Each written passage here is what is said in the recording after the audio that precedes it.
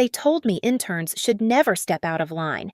Keep your head down, stay invisible, don't get noticed. But that Tuesday morning in the middle of our crowded corporate lobby, I saw him, an elderly man alone, ignored desperation on his face as everyone rushed past like he didn't exist. Then his hands moved. Sign language. No one else understood. My heart pounded as I signed, "Hello, can I help you?" His entire expression changed. Relief. Hope. What I didn't know was that the CEO, his son, was watching from above. And that moment was about to change everything. 6 months ago, I was the kind of person you could walk past without ever remembering my face. I was 22, a marketing intern at Meridian Communications, one of Chicago's most powerful advertising firms. On paper, it sounded glamorous. In reality, it meant standing by the copier until the machine overheated, fetching lattes that weren't even mine and smiling politely when senior associates treated me like part of the furniture. I told myself that blending in was safer. If you don't make waves, you can't drown. But the truth was, I hadn't always been invisible. In high school, I had been the girl who raised her hand first, who cracked jokes in the hallway, who believed she was destined for something bigger. Then came college. One rejection after another clubs, I didn't get into jobs, I didn't land relationships that fizzled before they began. Each small failure chipped away at my confidence until all that was left was someone who walked with her shoulders slightly hunched. Someone who chose the stairs to avoid awkward elevator conversations. Someone who ate her sandwich at her desk rather than risk the cafeteria. By the time I graduated, the bright version of me felt like a ghost I'd once known. The only person who made me feel like I still mattered was my little brother Danny. He was 8 years old, born deaf, and the fiercest, funniest kid I'd ever met. Our parents loved him, but they struggled with his silence, with the effort of learning a new language that felt foreign to them. I didn't. I threw myself into it. Late nights practicing fingerspelling in front of my laptop, afternoons spent at the community center signing with volunteers, hours rewinding ASL tutorial videos until my eyes ached. By the time I walked into Meridian for my first day, I was fluent. It was the one skill that gave me pride, even though it felt useless in a place that measured success in clients won and campaigns sold. Meridian's office looked like something out of a movie, glass walls, polished floors, employees buzzing around like they were wired to an invisible clock. The lobby was a constant swirl of strangers in tailored suits, flashing ID cards, rushing to meetings. Everything about the place whispered efficiency, importance, speed. And me, I was just Maya Carter, the intern assigned to support a supervisor who rarely looked up from her phone long enough to remember my name. That morning in October started like every other, deadlines pressing, people sprinting across the lobby, my phone buzzing with reminders from Margaret, my supervisor. I was stationed near reception, stacking glossy presentation folders, trying not to drop them. And then I noticed him, an older man, silver hair, navy suit, standing a little apart from the crowd. His eyes scanned the desk. His hands moved nervously, his mouth forming words no one understood. The receptionist, Jessica, was already flustered, waving him off to deal with another visitor. I froze for a moment, folders balanced against my chest. My job wasn't to interfere. I was just supposed to stay out of the way. But when I saw the defeated slump of his shoulders, something inside me pushed forward, and that's when everything began. I kept telling myself not to get involved. Margaret's voice rang in my head. "Support the presentation prep, Maya. Don't wander off. Don't waste time." But my eyes wouldn't leave the man. He wasn't just lost. He was invisible to everyone except me. And I knew that look because I'd seen it on Danny's face too many times. Jessica sighed, clearly overwhelmed, and turned her back on him. The man stood there, clutching the strap of his leather briefcase, his mouth moving with words no one would hear. Then I saw it. His fingers, hesitant but deliberate, forming letters in the air. He was signing. My throat tightened. All around him, people streamed past in expensive shoes and tailored blazers, too busy to notice. I thought about how Danny hated crowded places because they made him feel small, ignored. My pulse quickened. I couldn't just stand there. I set the folders down and walked over. My palms were sweaty, my heart hammering so loud I could feel it in my throat, When his eyes met mine, they carried the same tired resignation I'd seen in my brother's. I lifted my hands and signed, "Hello. My name is Maya. Can I help you?" It was like watching someone take their first deep breath after being underwater too long. His entire face transformed, relief, gratitude. He signed back with practiced ease. "You sign." Thank goodness. I thought no one here would understand me. The words spilled between us in silence. "I'm here to see my son," he explained. "I don't have an appointment." I thought maybe his hesitation carried weight, as if the visit wasn't simply casual. "What's your son's name?" I asked. "Michael. Michael Hartwell." The name landed in my chest like a stone. Michael Hartwell wasn't just anyone. He was the CEO. His name was etched in glass on the lobby wall, his corner office perched at the very top floor. Around the office, his presence was legend rarely seen, but always felt. "You're Mr. Hartwell's father," I signed, keeping my face neutral. "Yes," he answered with a small nod. "I know he's busy, but I wanted to see him." His eyes flickered with pride, but also something else. Doubt, longing. I promised him I'd try. I guided him toward the seating area, told him to wait while I called upstairs. My fingers shook as I dialed Patricia, the CEO's executive assistant. Her clipped voice answered immediately. "This is Patricia, Mr. Hartwell's office." "Hi, Patricia. This is Maya Carter from the intern program. There's a gentleman here in the lobby. He says he's Mr. Hartwell's father." A pause. Then another longer. "His father, yes, ma'am. An elderly gentleman, very well dressed. He's been waiting." Silence on the line, then a brisk, "Have him wait. I'll check with Mr. Hartwell." I hung up, walked back, and forced a smile. "They're checking. Please make yourself comfortable." Minutes dragged. 10, 15. The man, Robert, he introduced himself, didn't complain.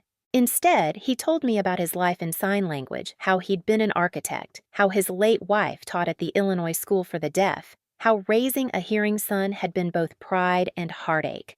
I listened, translating when curious employees drifted close my hands, moving almost automatically. But every second, anxiety gnawed at me. Margaret's texts lit up my phone, demanding updates on the folders, the prep. I ignored them. What I didn't know was that someone else wasn't ignoring me. From the mezzanine above, hidden behind a column, Michael Hartwell himself was watching his father talk to me, watching me abandon my assigned duties, watching the one thing I never wanted attention settle directly on me. And in that moment, the careful invisibility I had built around myself began to crack. The longer I sat with Robert, the more I forgot about the chaos waiting for me.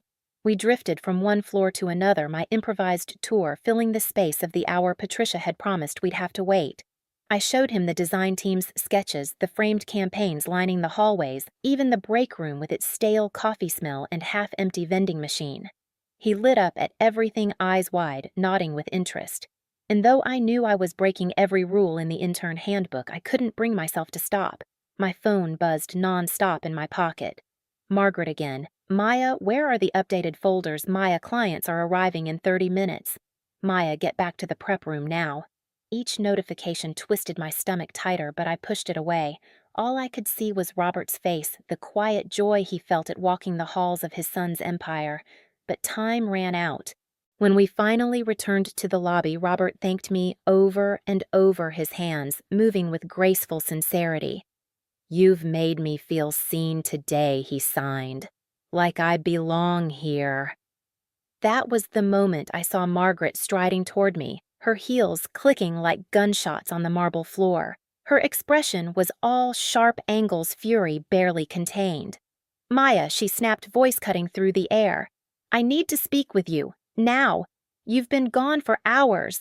Do you even understand how much you've jeopardized this presentation?" My throat tightened. Robert looked between us, confused, his smile fading. I raised my hands, ready to sign something reassuring, but Margaret stepped closer, lowering her voice into something venomous. "You're an intern. You fetch copies, not guests. When this gets reported, don't expect me to protect you." The words burned. She wasn't wrong, I had abandoned my assigned tasks. But the shame didn't drown me this time. not like it usually did. Because when I looked at Robert's tired face, all I felt was a fierce certainty that what I'd done mattered more than any stack of folders. Still, the collapse felt inevitable. Margaret's hand closed around my arm as if she owned me. "Come with me," she ordered.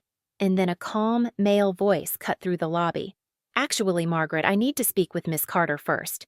Everything froze. My head snapped toward the voice, and there he was, Michael Hartwell himself, the CEO. Standing less than 10 feet away, his eyes locked on me, unreadable.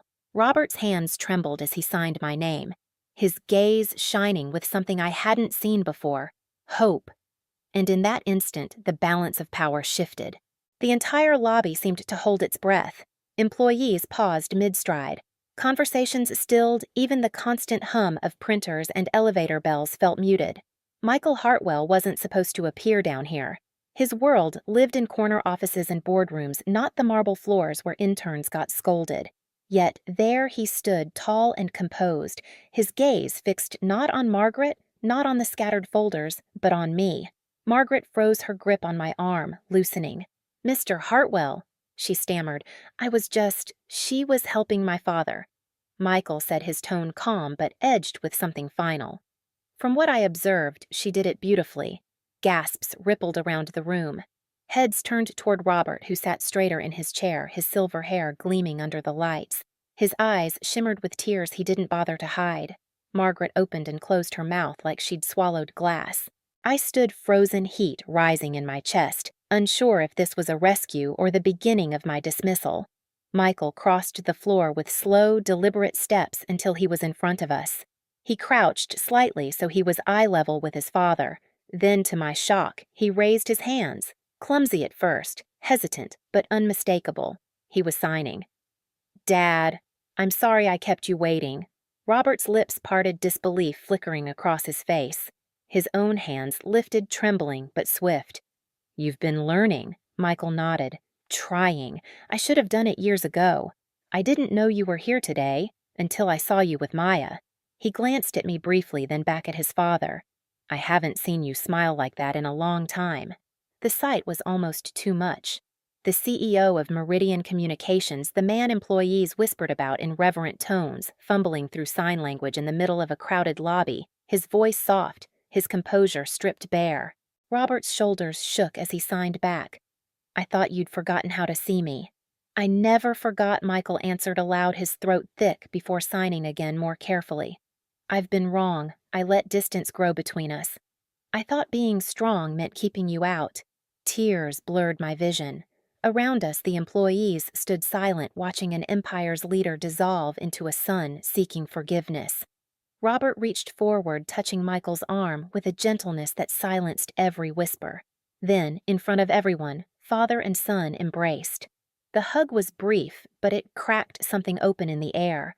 When they pulled apart, Michael turned his attention to me. "Miss Carter, would you join us upstairs?" His tone carried no room for refusal, yet his eyes softened like he was offering instead of commanding. Margaret tried to recover. "Sir, with all due respect," she abandoned.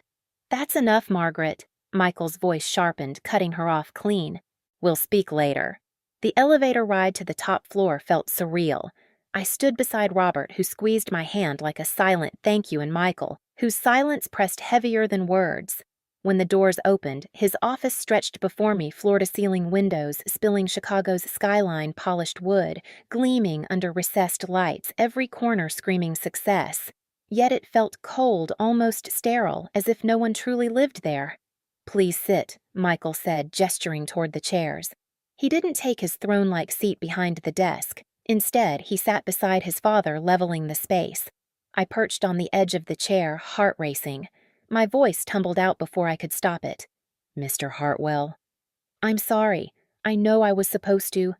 He lifted a hand. "You did exactly what I wish more of my employees would do. You made my father feel welcome." His eyes flicked to Robert, then back to me. "Something I failed to do." Robert signed something quickly, his hands a blur.